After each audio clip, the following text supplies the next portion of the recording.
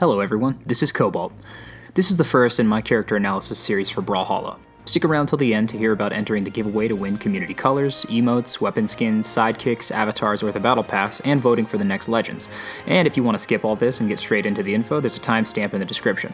And don't forget to subscribe so you can keep up with the release of your favorite legend. In these analyses, I want to focus solely on the character's signatures. Light attack combos are covered much more in depth than I ever could elsewhere, and function pseudo-comparably for all characters of that weapon class. So I'm not going to be discussing the general neutral of the character with his weapons unless it pertains in some way to their signatures. Firstly, I want to give clear descriptions of the terminology I'll be using. Startup frames are the amount of frames that happen after a move has begun until the first hitbox of the move becomes active. Active frames are the duration of frames that the move contains hitboxes that can collide with your opponent. FAF, or First Actionable Frame, is the first frame available where your character is able to move again after the move has been started. For all of this data, I use the character's jump to display the first actionable frame. Lastly, on miss refers to the move not connecting with an opponent, and on hit refers to the move making contact with an opponent. I'm going to be doing my analysis today on my favorite legend, Caspian. He's my main and is a lot of fun, but looks like I just get drawn in by low-tier characters no matter what game I'm playing. Caspian's weapons are Gauntlets and Katars, and he's been on the lower end of the tier list well, as long as I can remember. Even whenever Gauntlets were really good, even whenever Katars were really good, he still never managed to burst out of that lower half of the tier list.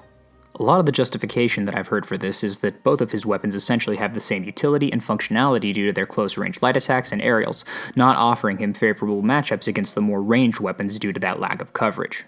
By this design, it appears as though any character with this weapon combination was doomed to fail.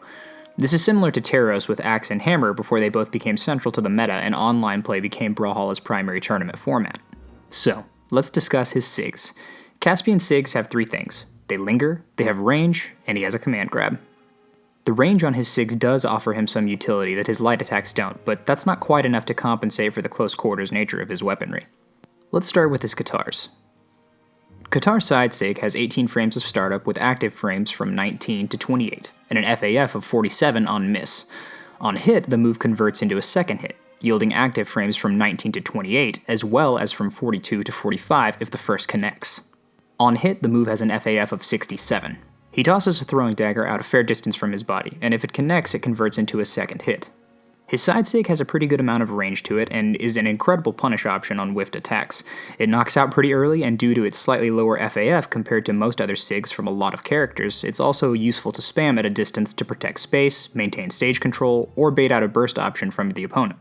Katar's end SIG has 16 frames of startup with active frames from 17 to 26, and an FAF of 51 frames. It functions the same on miss as it does on hit. It extends 3 throwing knives straight up in an arcing pattern. These hitboxes have a very large disjoint from Caspian, and very few moves from characters coming downwards can reach through this, though tossing your weapon straight down is an effective option to avoid getting caught by these. It catches platforms and can kill pretty early if gravity cancelled near the top blast zone. It can offer coverage as well if an opponent attempts to edgeguard you from above via gravity cancelling.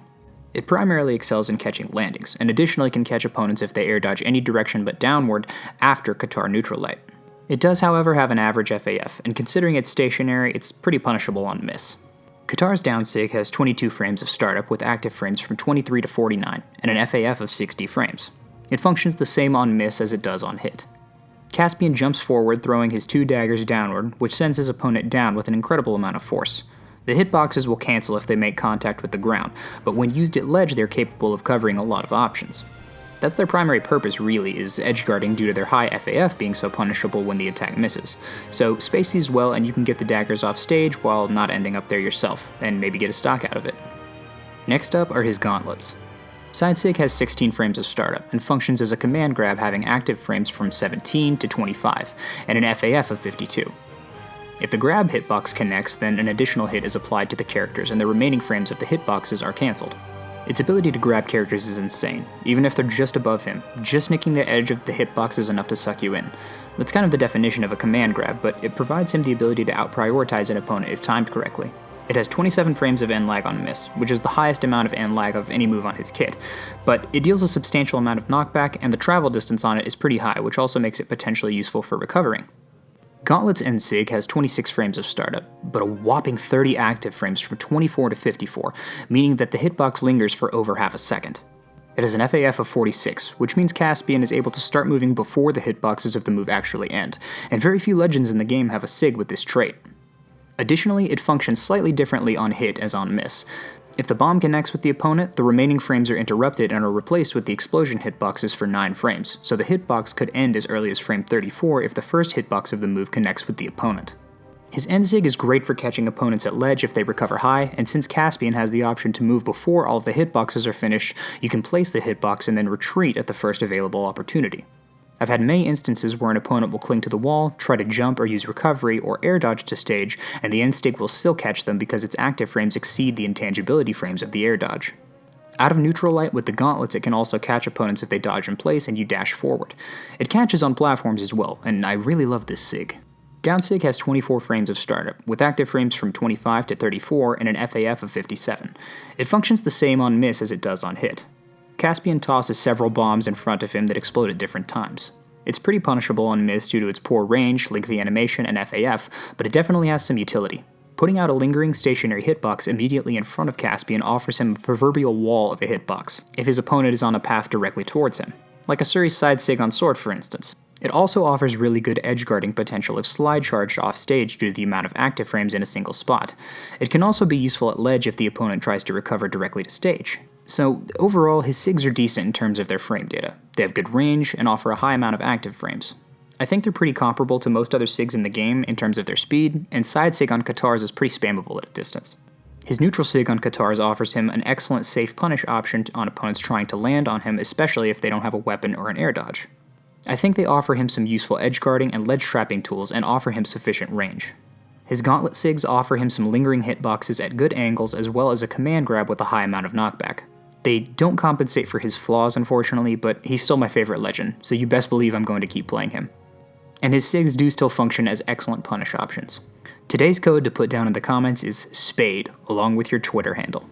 This is the first of many of these videos to come. Over the next 4 days, I'm going to release 1 video a day covering my next 4 favorite legends, so enjoy the surprise until then.